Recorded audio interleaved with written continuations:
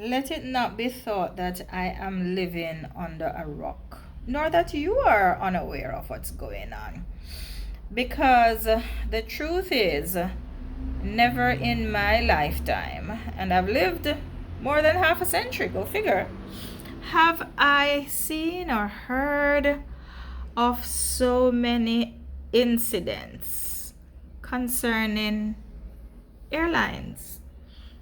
Now, the whole thing started to get a little bit scary. Just a few weeks ago, when the military helicopter crashed into the side of that landing American Airlines plane, one of the American Eagles. And it's kind of funny because having flown one of those, not flown as in I flew, but I have flown.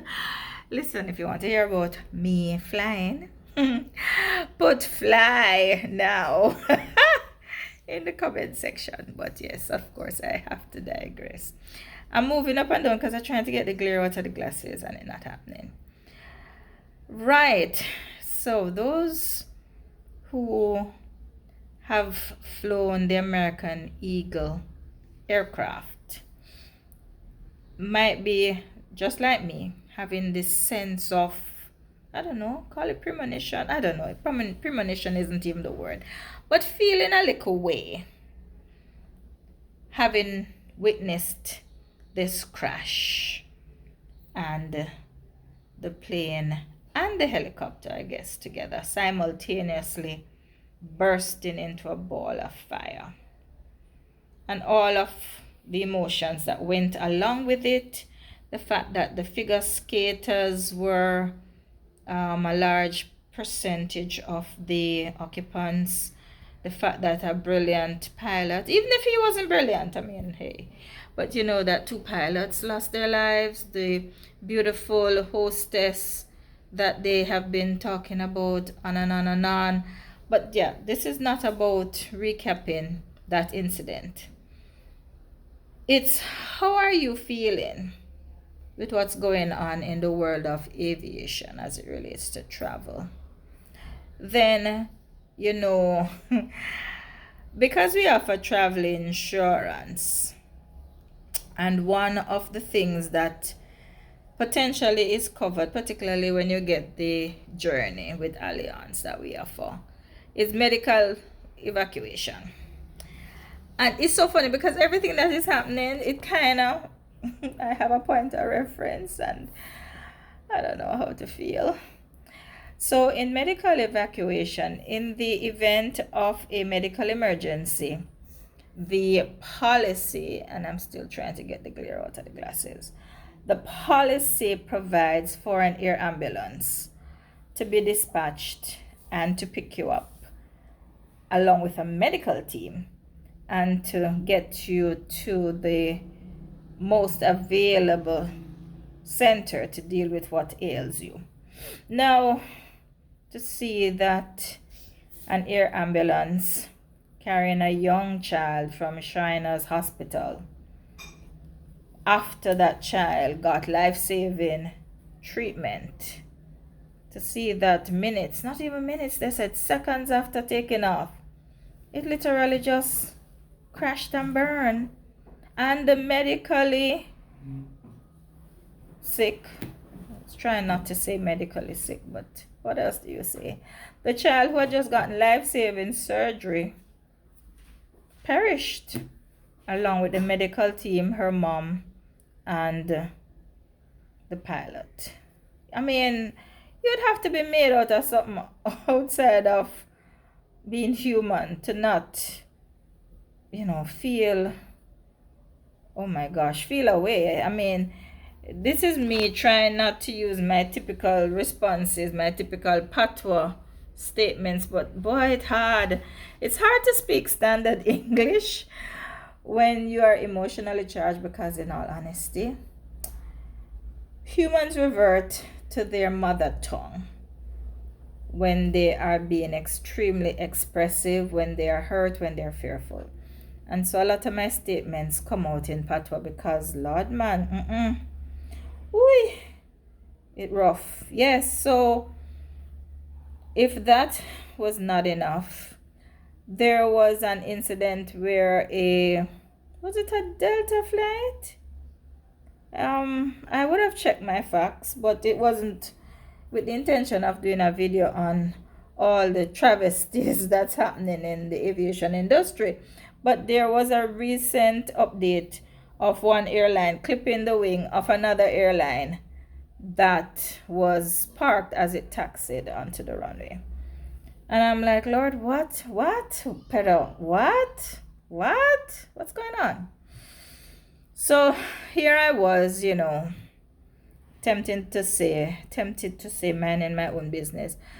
I was sitting out, looking out, just having a wonderful afternoon yesterday. I was also mulling over the situation with the trade tariffs between, well, it hasn't happened yet. The proposed trade tariffs that President Trump plans to levy against Canada, and how that is causing quite a ruckus. When I saw something and I'm like, Delta? They're still talking about this Delta flight that got its wing clipped, or that clipped a wing.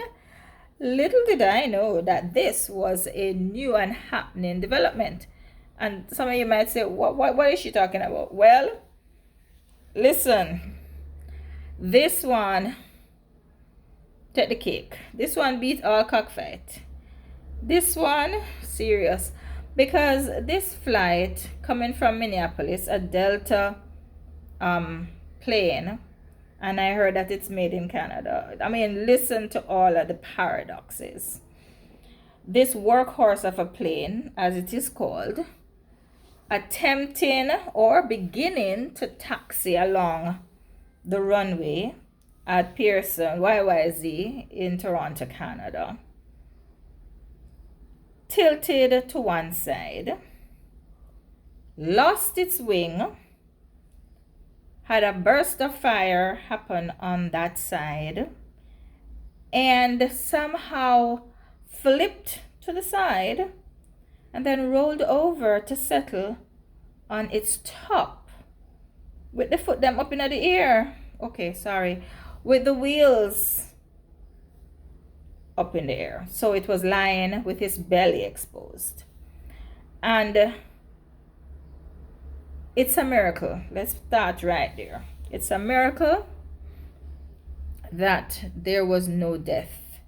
And I was listening to one pilot this morning, and he said, when the flight crew tells you to buckle your seatbelts, it's not a joke, because no one lost their lives simply because they were all buckled in. Now, can you imagine, 1 minute you have taxied, you know the wheels have touched the ground, and the next minute you feel a jolt to the side and then a flip, and you are suspended upside down in your seat. And you're trying to take yourself out of the seat belt in that upside down position. Oh boy. We have a fly that is trying to make itself famous, but it will not happen. Yes, so having detailed the story, what do you feel about aviation just now?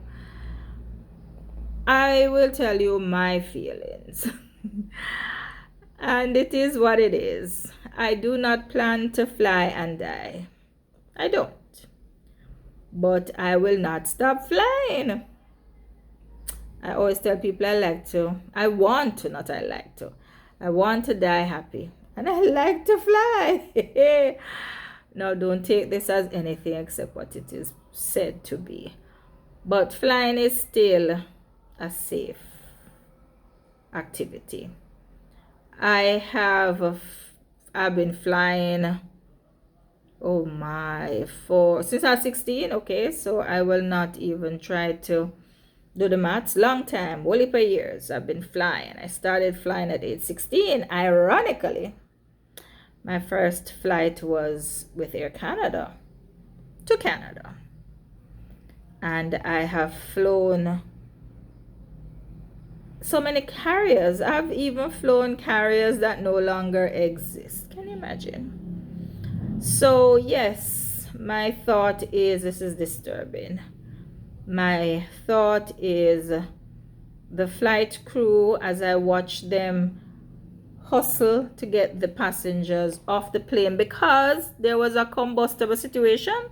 The plane could have blown up. Thank God the fire people, because do you know that in every airport there is a dedicated fire station and dedicated fire equipment? If I kill this fly, say Jesus help me. Oy. Can I just tell you, this fly reminds me of some people, but we're not going there. There's a dedicated fire brigade at every airport, even the little tiny ones, because it is a necessary precaution. So had the fire brigade team not been on spot to quell the fires, because the first fire was on the wing, and then when it turned upside down, there was one coming from the belly area, the story could have been different. Because the typical thing, and most experts in their commentary have been saying, that was a miracle that it didn't burst into flame. And all credit goes to the team on the ground and the strength of the flight crew that evacuated all passengers without any loss of life. They must be applauded and saluted. But the truth is, something has gone radically wrong, and it tends to coincide with some politically generated situations that have caused the world to get a conversation going in a direction that otherwise probably would not have happened. But I want you to talk a little bit with me about what you think is happening and what's your take on air travel.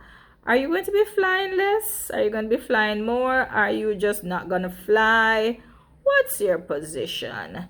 As you share your thoughts with us, remember, apart from the fact that we really want to get to 300 subscribers, we want these videos, which are so full of information, to go to the far ends of the earth.